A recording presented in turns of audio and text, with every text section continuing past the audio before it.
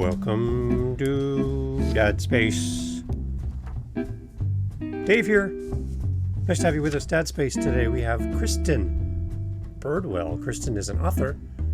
And you're like, wait a minute, is this Dad Space? Yeah, this is Dad Space. Kristin is coming on and she has a message to her dad and to dads from a daughter's point of view. Aren't you interested? Aren't you curious? Kristin is an author. Do you want to know more? Then you need to stick around. Don't skip this podcast. This is Kristin Birdwell. Do you know who this is? Kristin Birdwell's here on Dad Space. Here we go. Enjoy. So Kristin is an author. She wrote a book. Her book is called Sex, Drugs, and Soul. We've dropped the rock and roll and we've added the soul. Kristin is an author, and she was on a podcast we did called Living the Next Chapter, and we had a great conversation. We thought, hey, let's jump over to Dad Space. Let's continue the conversation and talk about Dad. And we had a great interview, great chance to chat together. Happy to share this with you. So this is Kristin here on Dad Space.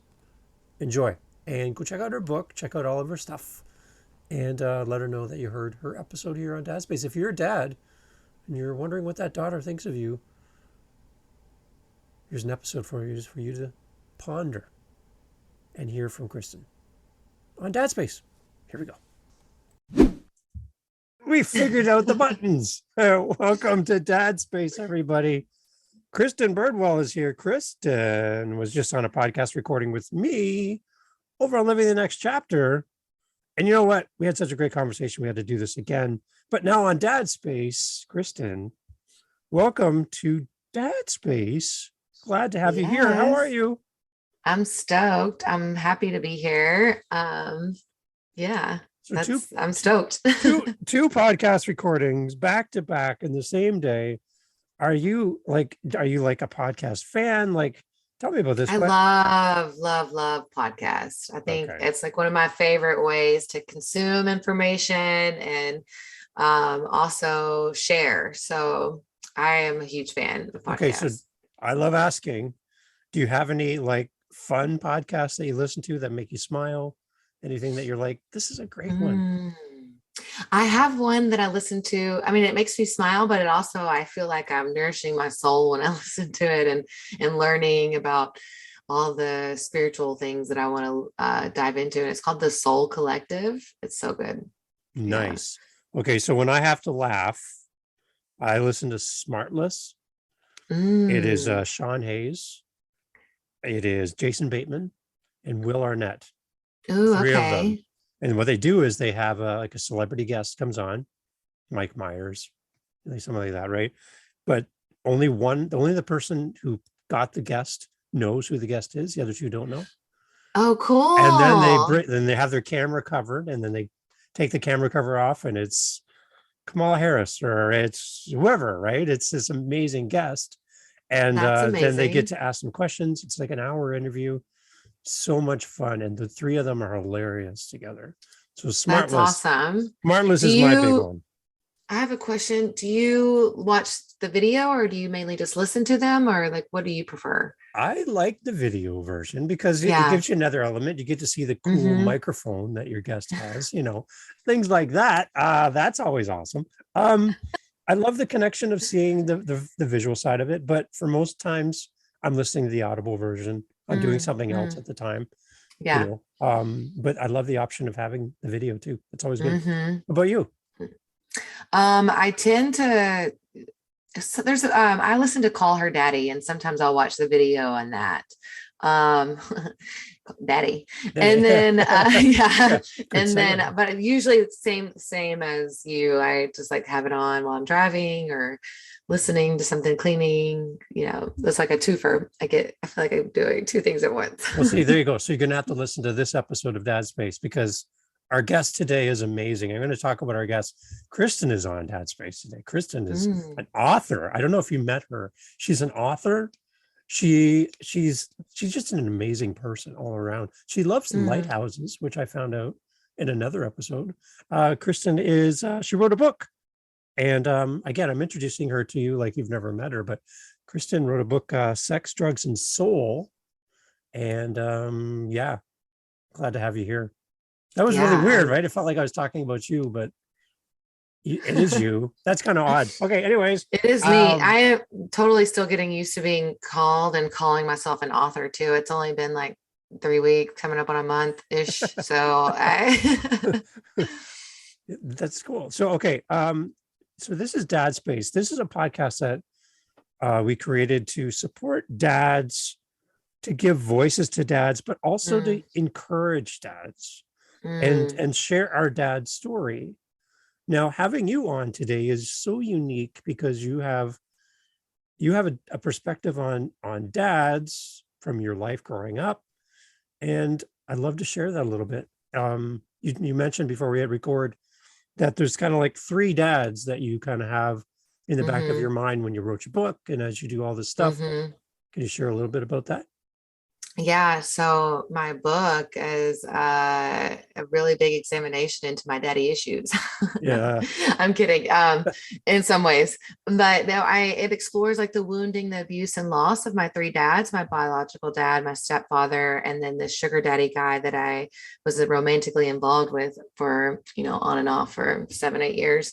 And but also it involves so much of the gifts and it's definitely a relationship that I value and has been very formative. So that's it piqued my interest in coming in here to spread any insights, advice, to help people strengthen their relationship with themselves and then with their kiddos. So Yeah. anything, yeah. So for me, like I'm a dad, my kids are all in their early 20s. So Mm-hmm. they're pursuing life right now where you were when you're talking about in your book. So the interesting part I see as a dad is that I grow up in one generation, one Mm-hmm. time and one time frame. And I learned from my family, and my dad grew up in a totally different generation. And my kids now are in another totally different generation. So what worked for me growing up, learning as a kid, with my dad, I take elements of that as a dad and I try to, raise Mm, my family that way. But life is so different now that some of the things that I learned or that I know are not as effective or relevant today, in dealing with my kids. So from your mm-hmm. perspective, what are some of the things that you learned from your dad and your stepdad that helped you? And maybe what are some of the things that maybe weren't quite as helpful as Mm. you look back? Yeah, well, I would say the first thing that comes to mind with my biological dad, helping me wise, he was always like reserved emotionally. And I'll circle back to that. But the main thing that he helped me with, I was wanting to move to California and he had cancer at the time. And so I felt in some ways I didn't want him to feel that I was abandoning him. Mhm. If I chose to move to California. And because I had moved back initially to spend extra quality time with him, it freaked me out when my dad had cancer. And I was like, oh, I got to soak up this time.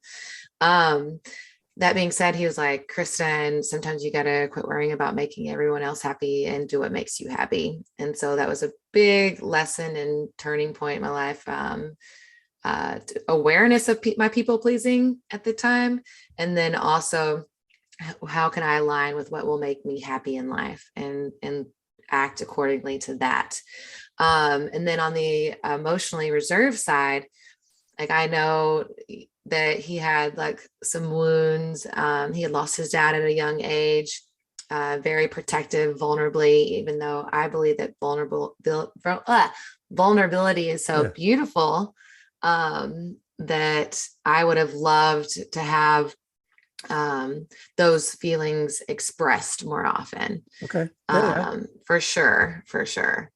Um, and if it's hard to do verbally, like I would suggest maybe written, because one of the best gifts he ever gave me is this beautiful book that I have, called like My Dad, His Story, His Words. And I gave it to him because I wanted to know certain things or get to know him on a deeper level, strengthen the connection. And it was easier for him to write than probably speak it. And it's definitely like one of my most prized possessions now. I'm looking at it and scanning through it. So Kristin, what I like just as you do that, I Mhm, love that it's within arm's reach of our mhm, conversation. That tells me something. It's not like, oh, it's in some box in the storage place. mm, It's like right mm, here. I can put my hand on it. So Mm-hmm.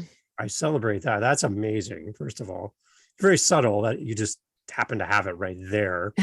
Like we weren't planning this at all. But um, is there anything in there that, I don't want to give away the contents of your dad's book, but is there anything Mm-hmm. in there that was a huge surprise to you that made you just kind of like go, really? Like that's how you felt, or that's what you were Mm. thinking, or There's one description that it says something about like being born. I don't know on which page it is, yeah, but he describes like wearing the gown and hair thingy, I think he calls it, yeah, um, yeah. and peeking and peering through the glass and like trying to find his daughter. And I was like, oh.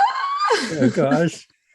Yeah, I mean, it really tugged on my heartstrings because like I imagine myself like peeking back through the other side of the glass, like Yeah. searching Which for my one's my dad to dad? find. Yeah, yeah, Yeah, yeah. And then I there's just another question that's like, how do you wish, what is your perfect day? And it's just like beautiful weather, no work, friends and family and around. And I'm with that, that's lines with me too. yeah. And then it just asked like, how do you want future generations of your family to remember you? And they all he put was like, I hope they think I was a good man. And I'm like, See, right? some zingers. Yeah. Yeah. Very simple, but also very impactful. So the one thing I know talking to other dads and other families here on Dad Space is there's just this overwhelming sense that even though you get the new title of being a dad, you really have no training.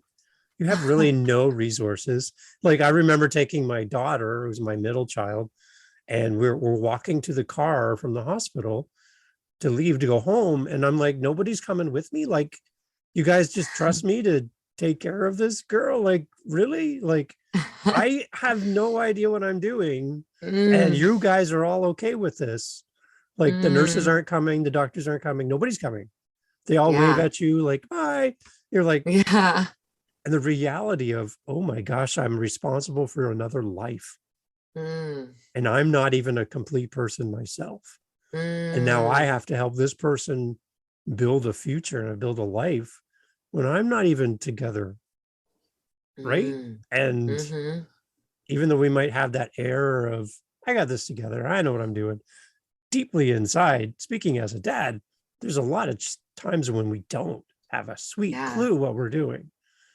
Right. And we just kind of Yeah. fake our way through life and hope we don't make any bad mistakes. Yeah. So yeah, that's the struggle that I see from my side of the camera, my side of the mic.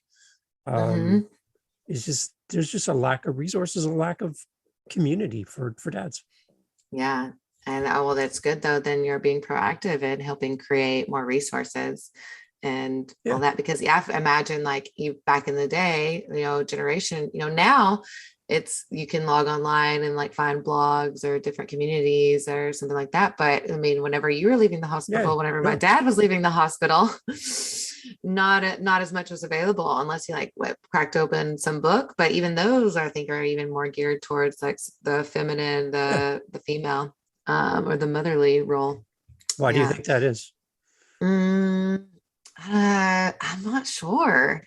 The readiness and availability to I feel like, well, the masculine for so long has had to have been projected this standard of, oh, I've got to stay strong, I've got to hold it together, for people that maybe the readiness or availability of information is not as much or as quick. Okay, so I have a question for you from a daughter's perspective. What do you need, or what did you need growing up Mm-hmm. from your dad that A, you got, or you needed more of? I would have loved just like more connection. I mean, more so either physical touch, like love and affection, or the expressing of it. It's like Mhm. sometimes I feel like I could have looked at my dad and I got that he loved me through the eye contact, but I so longed for it to be expressed, and then would later on sought that in my romantic relationships. So Right? Yeah. yeah, it's very formative. But I also know that now I have an awareness that, he was doing the best he could at the time. and it's okay that I needed more, and it's okay if I need, if what he offered wasn't enough then. Yeah. I think the big thing too, looking at it from a dad's perspective, is we're supposed to design life in a way that you, our kids, graduate and leave and go on and do your Mm-hmm. thing, right? Mm, So we're actually working ourselves out of a job in a sense, mm, which is an mm, odd thing to do because my kids are all moving on, they're doing their thing, and mm. I'd rather just keep them. I like that feeling of everybody under one roof. We're all in, Oh. going to bed. It's nighttime, and I know where all my kids are, right? That kind of feeling. Mm-hmm. And as an Mm. empty nester now, I don't have that same sense. I don't know. I have no idea what they're doing right now. Where are they working or today? Or are they off today? I don't know. They give the occasional Yeah. text and stuff, right? But it's a different experience as your kids grow up and pursue Mm-hmm. life, right? Yeah. It's like a letting go in some ways. And then it's like, how do we strengthen the relationship in other ways? Yeah. It's like if they're not physically in your house, it's like, do we start like a text stream or like a, weekly, bi-weekly, monthly Yeah, something, Zoom right? chat or something. Yeah. So when you're 21, as you were talking about in the book and stuff, and Mm-hmm. you're creating your independence, you're chasing your dreams, and you're going after what you want in life. Tell me about your connection back home. Did you Mm. did you kind of take a break from regular connection with your family by being somewhere else in the world, or just being busy and doing life? But how did you maintain or stay in touch and keep that feeling of family, even as Mm. you moved out and on your own? Yeah. Um, well, then I probably got wrapped up and lived my life and did that sort of thing. But I always would come home every now and then and like get that in-person visit, or like with text and communicate. Yeah. Even if I wasn't communicating about all the things that were going on in my life, I would always at least like touch base every now and then, and it was important to me. So, how important was the independent side at 21 of finding your path? Was that really important to you? Oh, I totally wanted to like blaze my own trail and Yeah. do things my way. They could have offered probably potentially some advice, but I probably would not have listened to it. Yeah. Um, I was very stubborn and was like, no, you don't know about my life. Yeah. Yeah. So Yeah. we Now talked. I'd be a little bit more receptive to other viewpoints, like Yeah. at 34. But then very stubborn. Yeah. So, like when we talked on Living the Next Chapter, you were just sharing a little bit about, you know, pursuing the dreams and doing your thing and living your life. And, you know, I'm really interested in that part of people's journey. And you mentioned that you didn't have any really regrets about how you've lived your life and where it's brought you to, and you're happy where you are right now. And Hmm. maybe some of the things that you're experiencing today you wouldn't have had you not gone down the path you've gone down. Um so you're not living like a life of regret, you're living a life that you've created for yourself, right? Hmm. And Yeah, I that's a stepped part of into the the book as role. well, Yeah. right? Yeah. Yeah. I think you can co-create the life that you want to live, like with intention and choices. And yeah, I I mean, it was, yeah, I think I just mentioned there that I was a little naive Hmm. and, and just kind of had this underlying sense that things will work out. And I mean, now they have, right? Because even though there were some dark nights of the soul and there was like grief when I lost my dad and a lot of pain and chaos and stuff. But now where I'm at, I'm like, I feel grounded in my being. I feel grounded in my essence. I love who I am. Yeah. And so if that all of that had to lead to where I am today, to have found like love and acceptance for myself, I'm cool with that. So is there anything that you see when you look in the mirror, or you see yourself on video or talking or something, and you're like, wait a minute, that's so my dad. What I just did there, I Mm, just did something my dad would do. Is there anything that happens? if I make any like corny jokes, or anything like that, Yeah. like, or kind of like have like a little goofy laugh or grin, I feel like that is totally him. Um, or like that's what I notice sometimes. Or like if outside of being interviewed, like if I go and scratch my back against a wall or the corner of a wall, like that's totally Yeah. like coming Yeah. from him too. Yeah. My love of older music totally comes, and then Mm. that's one of those things that I used to be like, oh dad, why do we listen to the oldies like again, like, but now like the Credence and the Eagle, those are my faves. See, So right? it's evolved. Yeah. And it takes you back, right? As soon as Yeah. that song starts, you like can visualize it. It Mm-hmm. takes you somewhere. And I love that about Mm-hmm. music. Anything creative that brings you back to that moment where you can reshare that with your Mm-hmm. dad. Mm. That's amazing, right? Yeah, it's beautiful. Yeah, I love it. So Okay. beautiful. So advice for young 21-year-olds, Kristen, that are wanting to break out of the house and do life. Any words of caution at all for somebody who just wants to get out Mm. of here? I want to move to California Maybe, and live my life. yeah, maybe just connect with yourself and are you like ask yourself questions and strengthen the relationship to yourself. Approach like it with a curiosity. So it's like, are you wanting to do this for yourself or are you wanting to do this for other people? And in what capacity is it in? There's a point where it's like, okay, yes, I'm doing this for others in an act of service, or I'm doing this for others as an act of an abandonment towards myself. So there's like a very clear distinction there that you can make, right? Mhm. And like getting clear on what you do desire in life and how you want to feel, how you want to live, how do you want to express. Yeah, just getting real curious and specific with the questions that you ask yourself, and I maybe journal it out. That would be some good advice. Yeah. Yeah, because I think the one thing people anticipate is that if I move to a new location, another part of the country, Yeah. I can start a new life. But the one thing Mhm. that you bring with you to that new location is you. Yeah, And you are the absolutely. same you that you were when you left. And when you arrived at the new location, Hmm. you are still Kristen. Yeah. So Yeah. That's Kristen, just geography. new location, same you, right? So Yeah. moving to a new location doesn't change you, but Hmm. how you live your life and what you experience, what you open yourself up to, what you close yourself Hmm. off to, everything, right?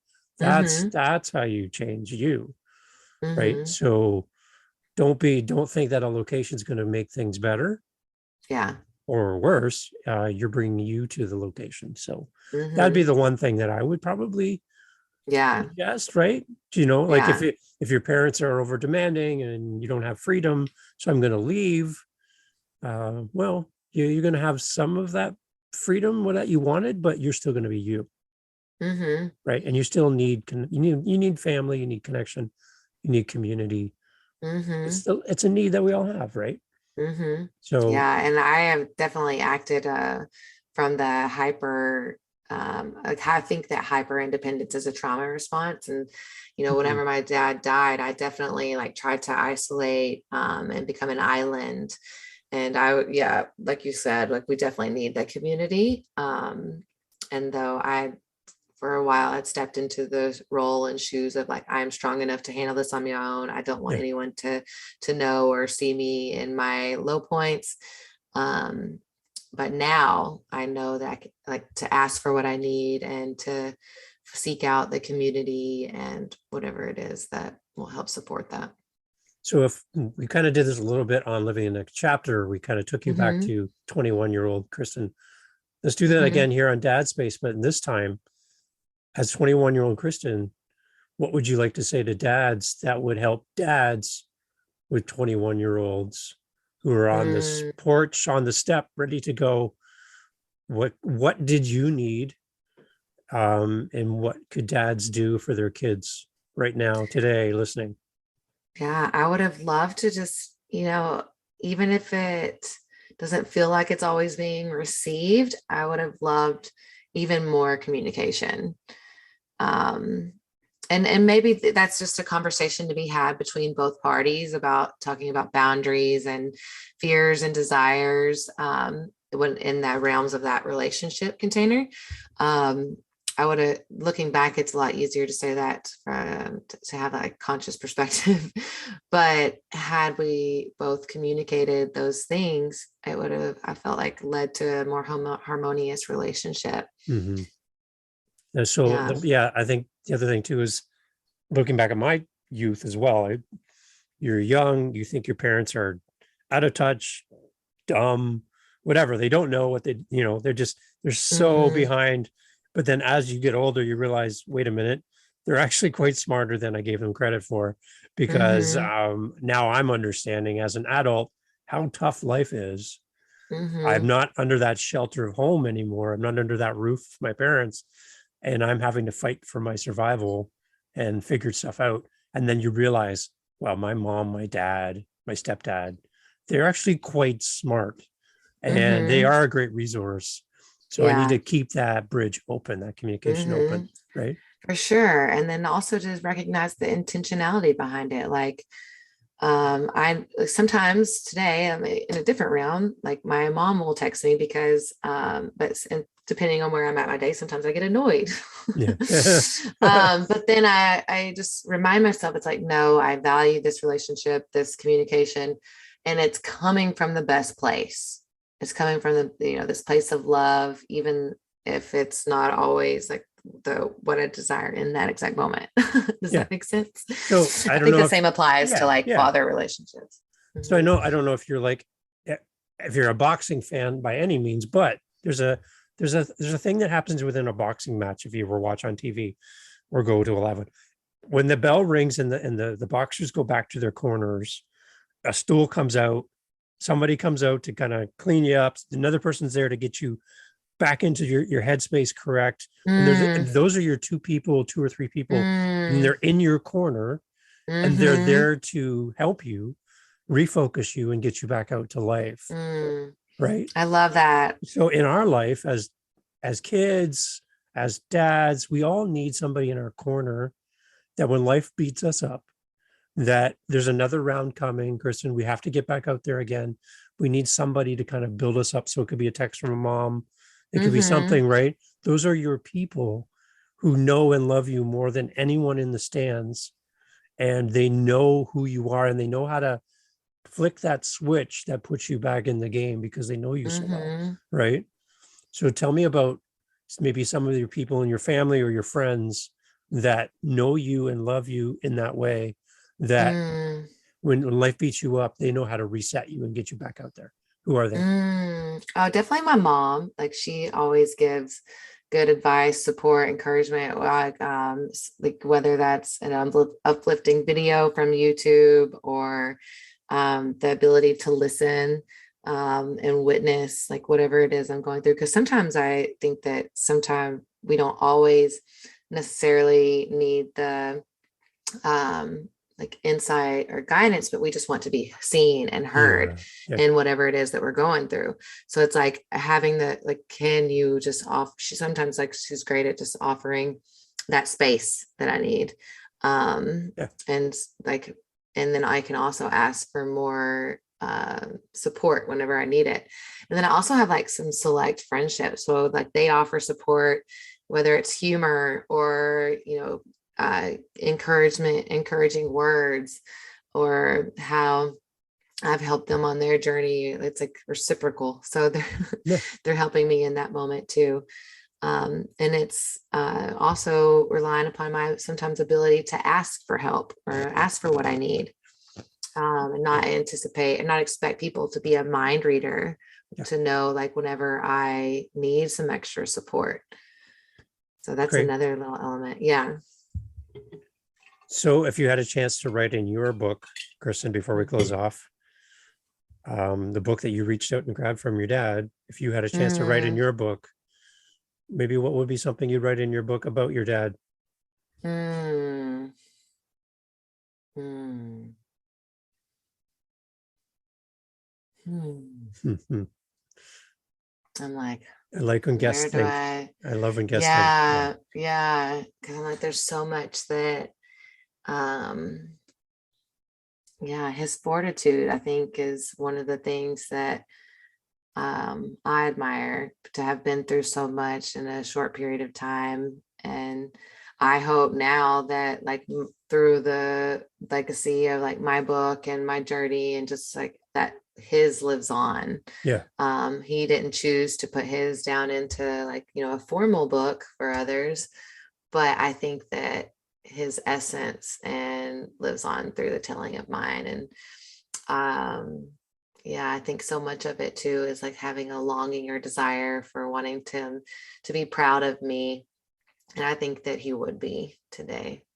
It's amazing. So Kristin, after we're done here, you have a little bit of homework. Okay. I'm going to give you some homework. You all right with that? Yes, for sure.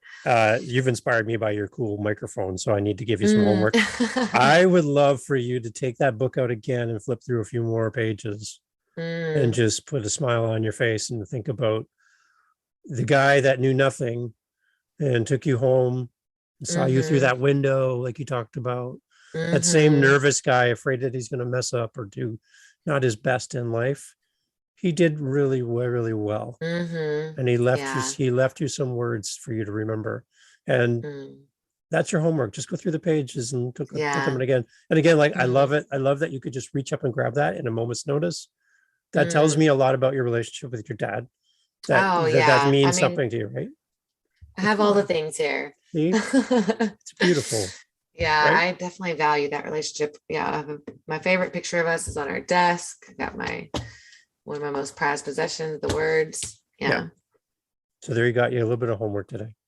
I'll totally take you up on that. Okay, and I hope it puts a smile on your face, some happiness in your heart. Everybody, Kristin Birdwell has a book, Sex, Drugs, and Soul. If you need some more Kristin Birdwell in your life, go over to Living the Next Chapter, hear more about the book, hear more about the upcoming podcast. All of the connections and all the information will be in the show notes to connect with Kristin. Kristin, thank you for being on Dad Space. You've brought joy to this old dad's heart over here. Oh, good. Awesome. Yay. You're a great guest. So happy to have you on. Any parting words for dads? What can we tell them? Any parting words for dads? Let's see here. Be you, express you. And express, like, I don't think that there will be any regret in you communicating how much you love to your children, to them, on either side. Sweet. Kristin Birdwell here on Dad Space. Thank you, Kristin, so much. Appreciate it. Thank you. All right. Thanks for listening to Dad Space today. Go check us out on all of our social media, YouTube, all that great stuff. You can find us as Dad Space Podcast. Real simple.